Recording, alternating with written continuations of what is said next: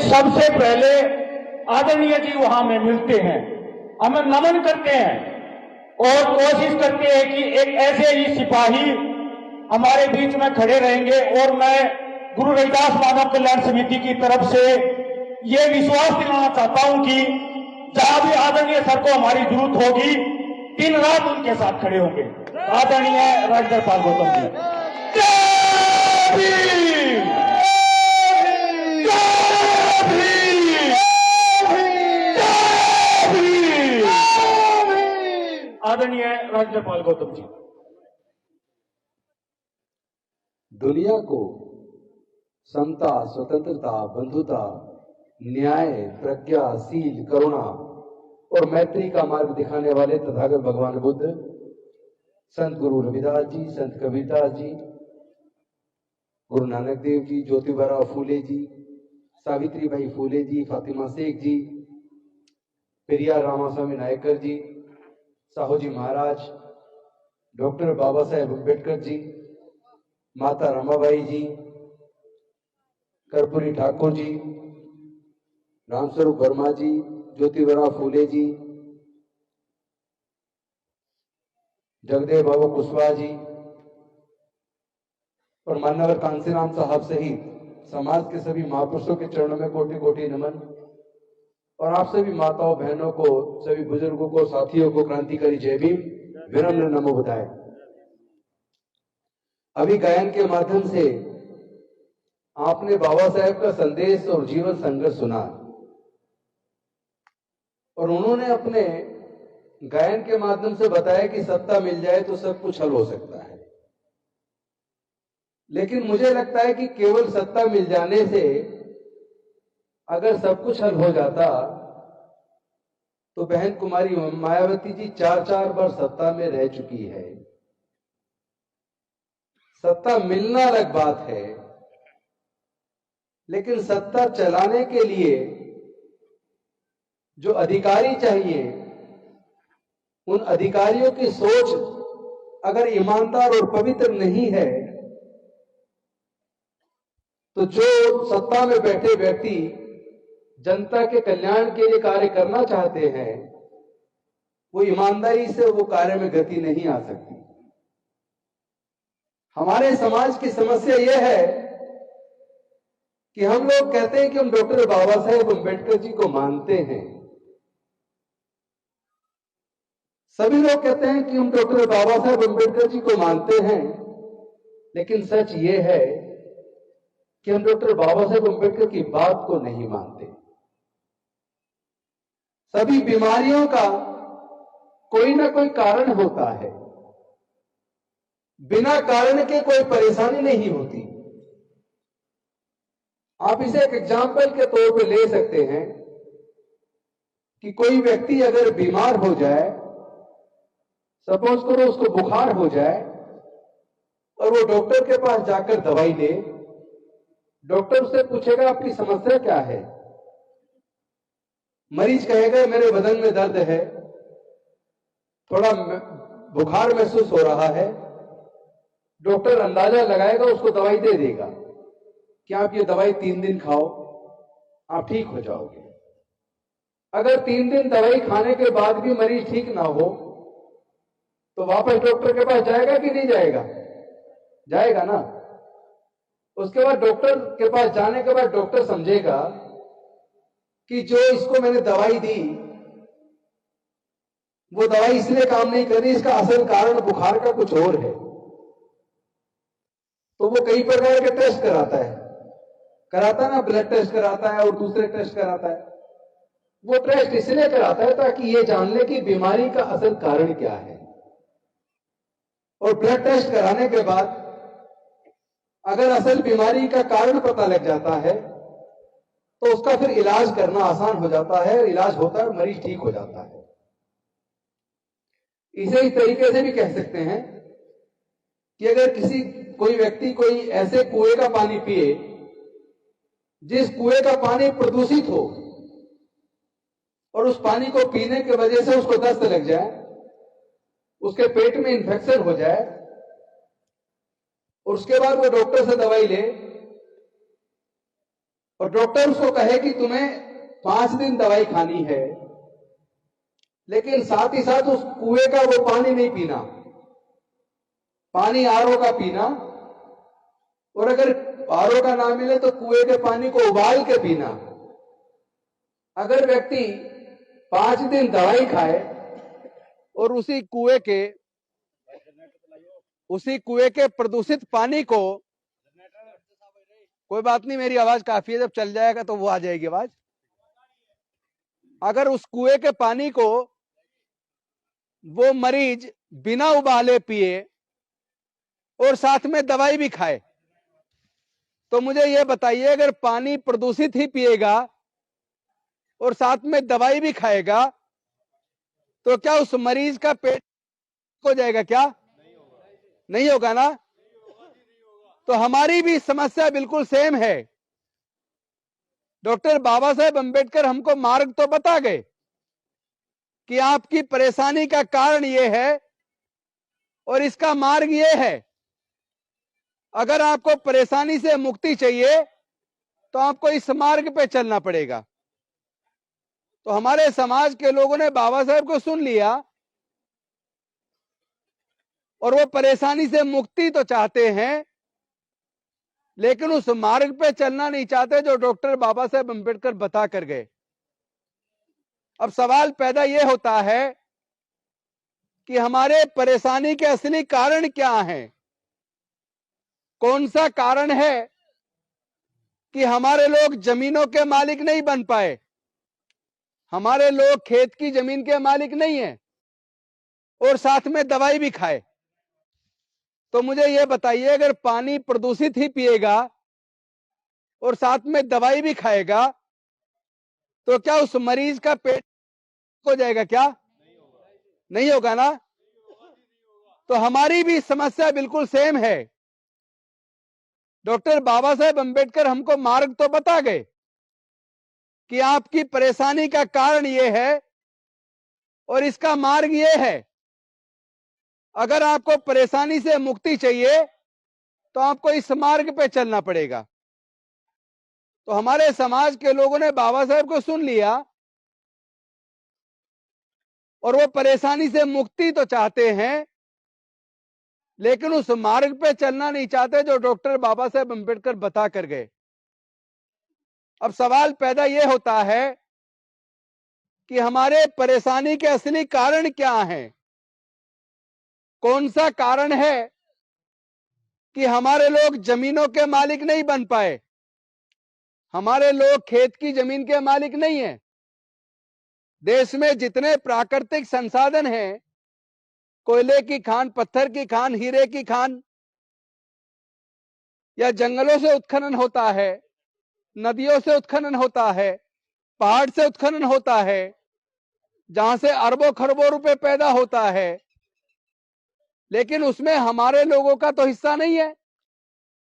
हमारे लोग तो खेतों के मालिक नहीं बन पाए, हमारे लोग बड़े व्यापारी भी नहीं बन पाए, हमारे लोग कॉलेजों के मालिक भी नहीं बन पाए, हमारे लोग कारखानों के मालिक नहीं बन पाए, हमारे लोग मिल के मालिक नहीं बन पाए। हमारे लोग केवल और केवल मजदूर क्यों रह गए? जब तक हमें इसका असल कारण पता नहीं चलेगा कि हमारे लोग हजारों साल तक गरीब व गुलाम क्यों रहे, अगर कारण ही पता नहीं चलेगा तो उसका इलाज कैसे होगा? हम लोग इलाज तो खोज रहे हैं लेकिन उसके कारण पे नहीं जा रहे हैं। तो साथियों, मैं आपको कारण बता दूं, वो धर्मशास्त्र जिन धर्मशास्त्रों में ये लिख दिया कि देश के अछूतों को पढ़ने लिखने का कोई अधिकार नहीं है, देश के अछूतों और शूद्रों को व्यापार करने का भी कोई अधिकार नहीं है, देश के अछूतों और शूद्रों को संपत्ति रखने का भी कोई अधिकार नहीं है, यानी कि आपको मानवता का दर्जा ही नहीं है। जिस सार्वजनिक तालाब में जानवर मलमूत्र कर सकता है, उस सार्वजनिक तालाब में हमारा आदमी पानी टच नहीं कर सकता। तो ये व्यवस्था कोई 2, 4, 10, 20, 50, 100 साल नहीं, ये व्यवस्था लगभग 2500 साल तक चली। यानी 2500 साल तक हमारे लोगों को पढ़ने लिखने पर धार्मिक बंदिश थी। 2500 साल तक हमारे लोगों के व्यापार करने पर धार्मिक बंदिश थी। 2500 साल तक हमारे लोगों के संपत्ति रखने पर बंदिश थी। इसकी वजह से हमारे लोग ना तो खेत की जमीन के मालिक बन पाए, हमारे लोग ना ही व्यापारी बन पाए, और हमारे लोग ना ही पढ़ पाए। पढ़ते तो ज्ञान मिल जाता, पढ़ते तो अच्छे बुरे में अंतर करना आ जाता, पढ़ते तो अपने अधिकारों की जानकारी हो जाती। लेकिन जब पढ़ाई पे बंदिश लगातार 2500 साल चली, तो 2500 साल तक ज्ञान पे एक वर्ग विशेष का कब्जा रहा। 2500 साल तक व्यापार और संपत्ति पर एक वर्ग विशेष का कब्जा रहा। इस वजह से हमारे लोग गरीब हो गए, गुलाम हो गए। इसके ऊपर ज्योतिबा फूले जी ने कहा है, ज्ञान बिना मति गई, मति दिमाग, ज्ञान बिना मति गई, मति बिना नीति गई, नीति बिना गति गई, गति बिना धन गया, और धन के अभाव में हम गरीब हो गए और गुलाम हो गए। और ये जो नुकसान हमारा हुआ, ये अविद्या की वजह से हुआ, अज्ञानता की वजह से हुआ, पढ़ने लिखने पर बंदिश की वजह से हुआ। तो इस वजह से हमारे लोग हजारों साल तक गुलाम रहे। लेकिन भला हो डॉक्टर बाबा साहेब अम्बेडकर जी का, उन्होंने हमारे पढ़ने लिखने के रास्ते खोल दिए, उन्होंने हमारे व्यापार करने के रास्ते खोल दिए, उन्होंने हमारे शिक्षण संस्थानों में रिजर्वेशन देकर कॉलेजेस में पढ़ने का रास्ता बना दिया, उन्होंने सरकारी नौकरियों में रिजर्वेशन देकर हमारे सरकारी नौकरियों में आने का रास्ता बना दिया, उन्होंने पॉलिटिकल रिजर्वेशन देकर हमें ग्राम प्रधान, निगम पार्षद, सभासद, जिला परिषद सदस्य, चेयरमैन, एमएलए, एमपी और मंत्री बनने का रास्ता बना दिया। उन्होंने सरकारी नौकरियों में रिजर्वेशन देकर हमारा जज, engineer, collector, doctor, scientist, professor बनने का रास्ता बना दिया। यानी एक अकेला व्यक्ति अगर हमारी हजारों साल की गुलामी तोड़ सकता है, तो क्या हम सारे मिलकर अपने लोगों के हक अधिकार की लड़ाई नहीं लड़ सकते? लड़ तो सकते हैं, लेकिन सच ये है, हम सभी कहते हैं हम डॉक्टर बाबा साहेब अम्बेडकर को मानते हैं, लेकिन सच्चाई ये है कि हम डॉक्टर बाबा साहेब अम्बेडकर की बात को नहीं मानते। डॉक्टर बाबा साहेब अम्बेडकर हमारे मुक्ति का मार्ग देकर गए कि गुलामी से मुक्त कैसे होना है। आपको अंधविश्वास और पाखंडवाद छोड़ना पड़ेगा, आपको शराब नहीं पीनी। हमारे लोग तो शराब में ही बर्बाद हो जाते हैं। ज्यादा ऐब करने की जरूरत नहीं है, उन्हें ज्यादा ऐब पालने की जरूरत नहीं है, केवल शराब से ही हमारे लोग बर्बाद हो जाते हैं। तो हमें बुराइयों से दूर होना है, हमें पढ़ाई लिखाई के माध्यम से अपने आप को ताकतवर बनाना है। अकेले डॉक्टर बाबा साहेब अम्बेडकर पढ़ने की वजह से, पढ़ाई को हथियार बनाकर हमारे हजारों साल की गुलामी तोड़ गए। लेकिन क्या आज हमारे बच्चे उतनी मात्रा में पढ़ रहे हैं? व्यापारियों के बच्चे जाते, नेताओं के बच्चे जाते, लेकिन जाते कौन है? हमारे लोग जाते हैं, दलितों के लोग बच्चे जाते हैं, आदिवासियों के बच्चे जाते हैं, पिछड़े वर्ग के बच्चे जाते हैं। और जो बच्चे कावड़ लेने जाते हैं वो कम से कम 15 दिन तक पहले तो उसे आने जाने पे पैसा खर्च करते हैं, कावड़ खरीदने पे पैसा खर्च करते हैं। अगर बच्चे कॉलेज स्कूल में पढ़ रहे हैं तो 15 दिन की छुट्टी करके अपनी पढ़ाई का नुकसान करते हैं।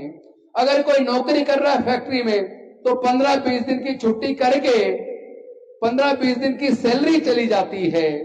तो जिस कार्य में तुम्हारा नुकसान है, कोई फायदा नहीं है, तो उस कार्य को क्यों करते हो? मुझे कोई एक बच्चा बता दो जो कावड़ लेने गया हो और कावड़ लेने जाने की वजह से वो बहुत बड़ा व्यापारी बन गया हो, कोई बहुत बड़ा सेठ बन गया हो। तो जिस मार्ग पर चलने से आपको नुकसान है उस मार्ग पर क्यों चलते हो? जिस मार्ग में खड्डे और खाई हो उस मार्ग पर क्यों चलते हो? जब बराबर में एक साफ सुथरा अच्छा रास्ता है, तो जिस रास्ते पर कांटे और खाई है आपको वो चुनना चाहिए या जो रास्ता एकदम साफ सुथरा है वो चुनना चाहिए? साफ सुथरा चुनना चाहिए ना। अगर आपके बच्चों की तरक्की पढ़ाई लिखाई से है तो फिर आपके बच्चों को पढ़ाई लिखाई का रास्ता चुनना चाहिए। हमारी गुलामी और बदहाली वापस आने वाली है, हमारे बच्चे फिर से गुलाम होने वाले हैं। दिक्कत यह है कि हम लोग बिल्कुल उस कबूतर की तरह हैं जैसे बिल्ली कबूतर की तरफ आए और कबूतर आंख मीच ले। आप मुझे बताइए, क्या आंख मीच लेने से कबूतर की जान बचेगी? अगर बिल्ली आती है कबूतर की तरफ, कबूतर आंख मीच ले तो क्या उसकी जान बचेगी? नहीं बचेगी, उसको उड़ना होगा। लेकिन हमारे लोगों की दिक्कत यह है कि गुलामी वापस हमारे लोगों की तरफ बढ़ रही है, लेकिन हम लोग उस गुलामी से मुक्ति के लिए अपने आप को तैयार करने की बजाय आंखें मीच रहे हैं। क्यों मीच रहे हैं? आप कभी सोचते हैं कि हजारों साल की गुलामी तोड़ने के लिए डॉक्टर बाबा साहेब अंबेडकर जी ने अपने छोटे छोटे बच्चे गंवा दिए, उनके 4 में से 3 बच्चों की जान चली गई। जवानी में अपनी पत्नी को गंवा दिया, अपने 3 बच्चे और पत्नी को गंवाने के बावजूद अपना पूरा जीवन जलाकर उन्होंने हमारे हजारों साल की गुलामी की जंजीरें तोड़ दी।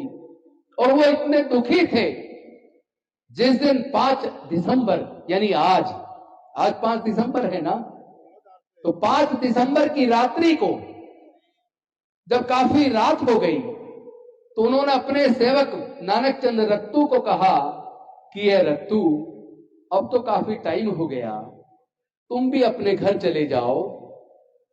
तो नानक चंद रत्तू ने कहा कि ठीक है बाबा साहब, कोई संदेश? तो बाबा साहब ने कहा, रत्तू, आज मुझे ऐसा लग रहा है जैसे मैं वर्षों से सोया नहीं हूं। जी करता है कि आज मैं जी भर के सो लूं। लेकिन रत्तू, तुम मेरे समाज को एक संदेश देना कि इस कारवां को बड़ी मुसीबतों से मैं यहां तक लेकर आया, बड़ा कष्ट सहा, अपने लोगों की गुलामी तोड़ने के लिए अपना पूरा जीवन जलाया, कितनी बाधाएं बीच में आई, इतने मुश्किल से मैं कारवां यहां तक लेकर आया, लेकिन मुझे मेरे पढ़े लिखे लोगों ने धोखा दिया। मैंने सोचा था कि अगर मैं अकेला पढ़ लिख कर पूरे समाज को मुक्त कराकर उनके तरक्की का मार्ग खोल सकता हूं, तो जब मेरे इतने सारे बच्चे पढ़ लिख कर डॉक्टर, इंजीनियर, जज, कलेक्टर, साइंटिस्ट बन जाएंगे तो मेरे पूरे समाज को लेकर आगे जाएंगे। लेकिन ऐसा हुआ नहीं, मेरे पढ़े लिखे लोगों ने मुझे धोखा दिया। तुम मेरे लोगों को कहना कि ये कारवां जो मैं बड़ी मुसीबतों से लेकर आया, इसको अगर आगे ना ले जा पाए तो कम से कम रोक के रखे, पीछे ना जाने दें। रत्तू, अब काफी देर हो गई, अब तुम घर जाओ। तो नानक चंद रत्तू ने उनके पैरों को खाट के ऊपर किया और उनके सर के नीचे तकिया रखा और उनको लेटा दिया। 5 दिसंबर 1956 की वो रात थी। लेकिन उसके बाद डॉक्टर बाबा साहेब अंबेडकर फिर कभी जागे नहीं। वो अंतिम रात थी। वो दर्द, उस दर्द का आप एहसास कीजिए, कितना कष्ट झेलने के बाद उन्होंने हमारे मुक्ति का मार्ग खोला था। वो चाहते हैं कि हम लोग अंधविश्वास और पाखंडवाद को छोड़ दें, क्योंकि इस अंधविश्वास और पाखंडवाद की वजह से ही हम गुलाम रहे हैं। वो चाहते थे कि हमारे बच्चे पढ़े लिखे, लेकिन हमारे बच्चों ने पढ़ाई लिखाई के रास्ते को चुनने की बजाय नशे को चुन लिया। बड़ी मात्रा में मैं गांव में देखता हूं, पूरे देश में जहां भी जाता हूं, बड़ी मात्रा में हमारे लोग नशे के आदी हो गए हैं। चौपाल पे बैठ के ताश खेलते हैं। अरे जिस चीज से आपके जीवन में बर्बादी आती हो, ऐसे बर्बादी के रास्ते को क्यों चुनते हो? आपको अच्छा मार्ग चुनना चाहिए। बाबा साहब बताकर गए हैं मास्ता कि आपको बुद्ध का धम्म देकर गए। बुद्ध का धम्म क्या है? बुद्ध का धम्म हमें एक मार्ग बताता है। वो क्या है जो 4 आर्य सत्य बुद्ध ने बताए? उन्होंने कहा, संसार में दुख है, दुख का कारण है, कारण का निवारण है, निवारण का उपाय है। तो पहला आर्य सत्य है, संसार में दुख है, अब दुख भी दो तरह के होते हैं, एक दुख होता है शारीरिक, एक दुख होता है मानसिक। शारीरिक दुख ऐसे होता है जैसे आपके पैर में चोट लग गई, तो पैर में दर्द हो गया, आपने दवाई लगाई, पट्टी बांधी और 8-10 दिन में आपका पैर ठीक हो गया, तो ये तो शारीरिक दुख है। आपको बुखार हुआ, आपने दवाई खाई, ठीक हो गया। तो दो प्रकार के संसार में दुख है, एक शारीरिक, दूसरा मानसिक। मानसिक दुख क्या है? मानसिक दुख है जो दिमाग से पैदा होता है।